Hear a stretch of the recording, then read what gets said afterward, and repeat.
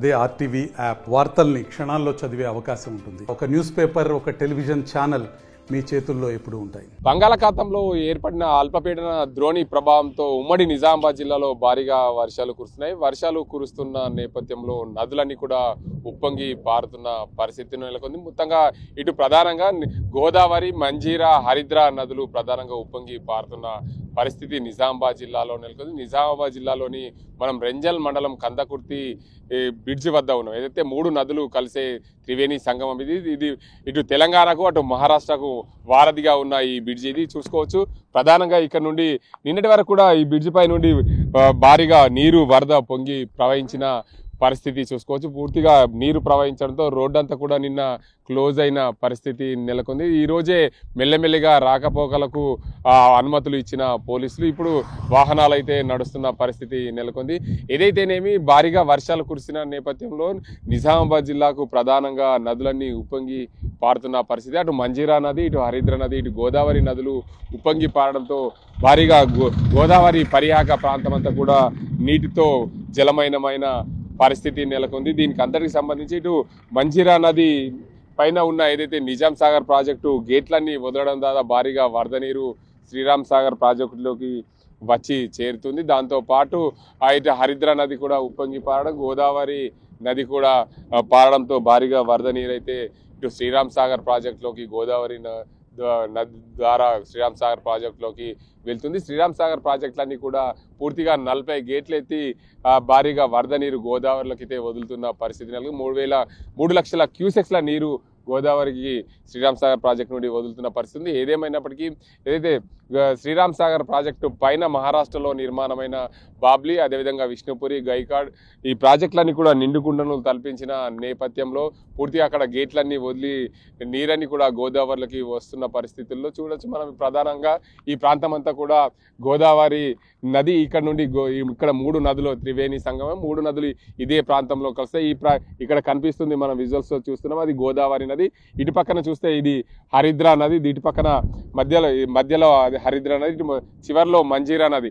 3 నదులు కూడా ఉప్పొంగి పారడం వల్ల కూడా ఇక్కడ మనం కందకుర్తి బ్రిడ్జ్ వద్ద భారీగా వరద నీరు అయితే పారుతున్న పరిస్థితి నెలకొంది. మొత్తానికి ఈ భారీ వరదల నేపథ్యంలో ఇటు నిజామాబాద్ జిల్లాలో అనేక గ్రామాలు కూడా నీటిమయమైన పరిస్థితి. ఇటు కండగాం బ్రిడ్జి రహదారి నుండి అదేవిధంగా దాంతోపాటు సాలూరా బ్రిడ్జి కూడా నది ఉప్పొంగి పారడంతో పూర్తిగా బ్రిడ్జ్కు రాకపోకలకు అంతరాయం కలిగిందనే చెప్పొచ్చు. మరోవైపు చూసుకోవచ్చు ఏదైతే భారీగా వర్షాలు కురుస్తున్న నేపథ్యంలో చాలా ప్రాంతాల్లో కూడా రాకపోకలకు అంతరాయం ఏర్పడింది. దాంతోపాటు ప్రధానంగా వర్షాలు అధికంగా కురవడం, దానికి అందరికి సంబంధించి పంటలు కూడా నష్టపోయిన పరిస్థితి నెలకొంది.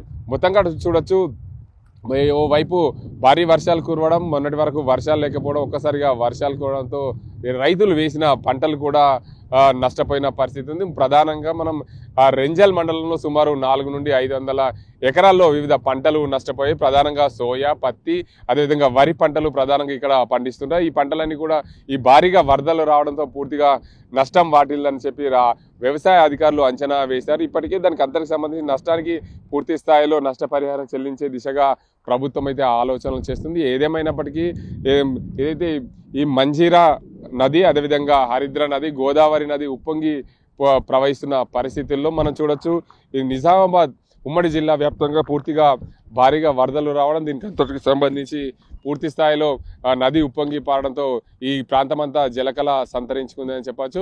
ప్రధానంగా ఉమ్మడి నిజామాబాద్ జిల్లాలో మంజీరా నదిపై నిర్మించిన నిజాం సాగర్ ప్రాజెక్టుకు భారీగా వరదడం, అక్కడ నుంచి అన్ని గేట్లన్నీ వదిలి మంజీరా నదిలోకి వదలడం ద్వారా భారీగా ఈ కందకుర్తి బ్రిడ్జి వద్ద భారీగా వరద నీరు వచ్చే చేరింది. మరోవైపు హరిద్ర నది ఉప్పొంగి పారడం, దాంతోపాటు మహారాష్ట్రలో ఉన్న ప్రాజెక్టులన్నీ పూర్తిగా జలకళ సంతరించుకొని గోదావరి నదిలోకి వదలడం ద్వారా గోదావరి నది ద్వారా పూర్తిగా ఏదైతే శ్రీరామ్ సాగర్ ప్రాజెక్టులోకి భారీగా వరద నీరు వచ్చి చేరుతుండదో పూర్తి స్థాయిలో గోదావరి నది పరివాహక ప్రాంతం అంతా కూడా జలమయమైన పరిస్థితి నెలకొంది. గోదావరి ద్వారా శ్రీరామ్ సాగర్ ప్రాజెక్టులో నీరు అక్కడ నుండి 40 గేట్ల ద్వారా గోదావరిలోకి వెళ్తూ అక్కడ నుండి నీరంతా కూడా బంగాళాఖాతంలో కలుస్తుంది. దాని ద్వారా ఏదైతే భారీగా వర్షాలు కురుస్తున్న నేపథ్యంలో ఉమ్మడి నిజామాబాద్ జిల్లాలో చాలా చోట్ల పంటలు నష్టమయ్యాయి. దాంతోపాటు రహదారులకు అదే అంతర్రాష్ట్ర రహదారి అయిన ఈ కందకుర్తి రహదారి నిన్న మూసివేశారు. ఈరోజే మెల్లిమెల్లిగా రాకపోకలు సాగిస్తున్నారు. దాంతోపాటు కండగం, అదేవిధంగా సాలూరా బ్రిడ్జి, దాంతోపాటు